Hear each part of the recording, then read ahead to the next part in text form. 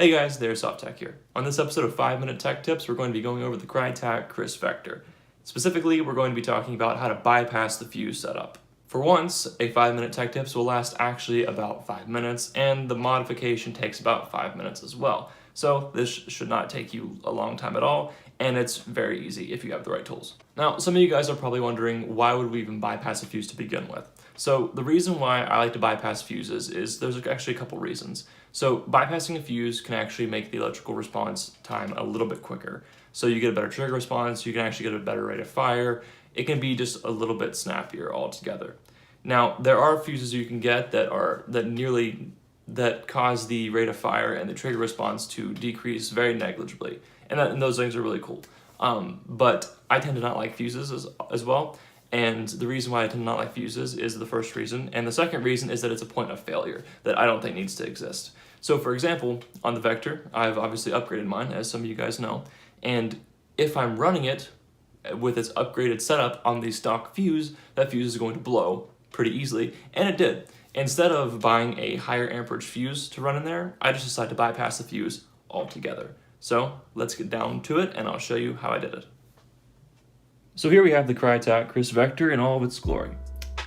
Absolutely awesome looking gun. So I'm going to disassemble it, at least to the point that I need to, and I'll get down to the modification. But just a precursor, all I'm going to be showing you is the modification. I won't be showing you how to disassemble the gun or anything like that. That can be a later video. But I just want to give you a nice good shot of my Vector. Alright, so now that we have the Vector disassembled, let me show you what we're going to do. So there's only a couple things you need, well, really a few things you need to perform this modification. Piece of wire, preferably 16 gauge or higher, just because it's better for conductivity. A soldering iron, obviously, with some solder. And something to hold the piece of wire with. So as you can see, this is what the modification looks like here. The fuse in the Krytac Vector sits in the upper receiver, right in front of the trigger setup. So take the fuse out. If it's blown or if it's whatever, do whatever you want with it. Throw it away, keep it, whatever. Take your wire, cut it down to size. You're gonna have to actually look to see how big and how small of a cut you need to make, but it's pretty small. Expose both ends of the wire and solder a little bit of solder onto both tips of the wire.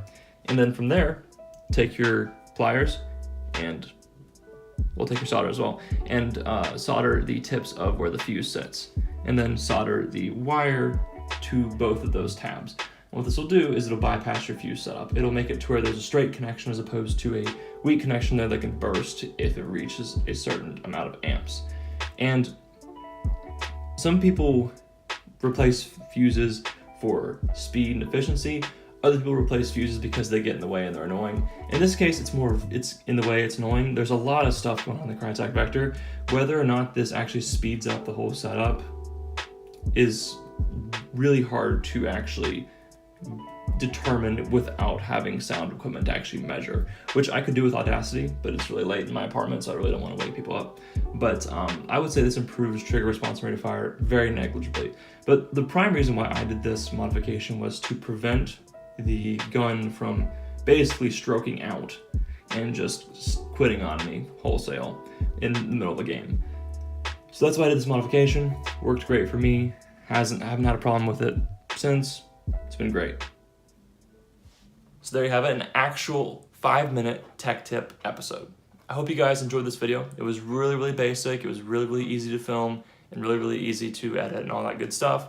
But the reason why I did this video this week was simply because it's been a really busy week for me and I want to get out a video once a week from now on. That keeps me on a schedule, makes me feel like I'm actually doing something with my YouTube channel, and I feel like it helps you guys out a lot. But yeah, I hope you guys enjoyed this video. I will see you guys in the next episode of whatever the heck I do next week, but until then, stay tuned, techs.